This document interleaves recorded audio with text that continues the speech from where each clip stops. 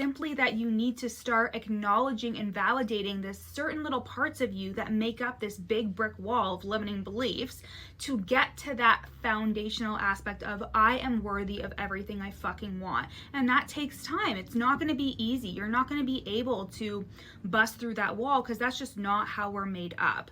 Of course, there's cool things like NLP, which is the work that I do, but there's like NLP breakthrough days and stuff like that where you can uncover so much shit and really shift your identity and really have a huge shift.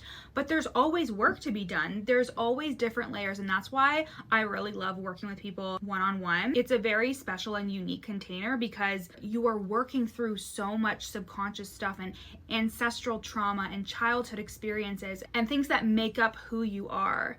But the thing is we think that we are who we are, but you just uncover a layer that makes you more of who you are when you do this work. Who you are currently, if you're struggling, if you don't feel good enough, if you feel like nothing is within reach, it's because you have layers and layers of limiting beliefs, of stories that somebody else put on you, of expectations that somebody else put on you, on a way of being that you think you need to emulate, when in reality, who you are is really at the core of you. And every time you touch one of those limiting belief bricks, one of those bricks that is heavy and weighing down on you, every time you acknowledge that part of you and validate and release, you are breaking down that wall one by one. And you can have breakthroughs. Every time you release one of those heavy bricks, the light can get through. And you don't need to get rid of the whole wall to be able to see the light. You can see it as it's coming through as you release different parts of you. And that's the beautiful thing about this work, is that you can always work on yourself. You always have room to grow. You always have an opportunity to grow.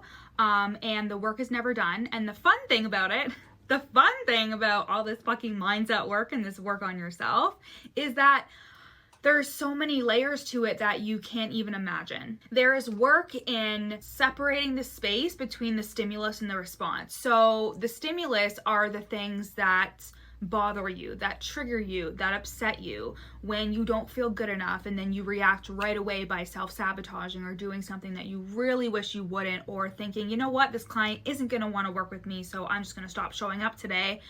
You create space between the stimulus and the response when you begin to do this work. You start realizing, I don't have to react that way.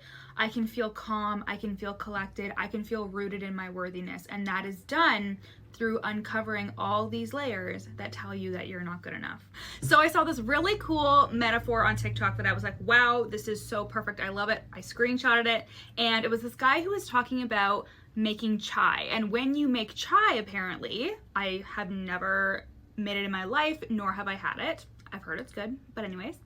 When you are making chai, some people become impatient with boiling the water and they boil it too quickly and therefore ruining the chai. But he wrote, what feels like wasted energy in the process is stored energy for the breakthrough. So even if you feel like all this time you're spending on personal development and working through your limiting beliefs and doing all these things that you feel like aren't working, or you're not seeing a return, or whatever it is, it's all working for you.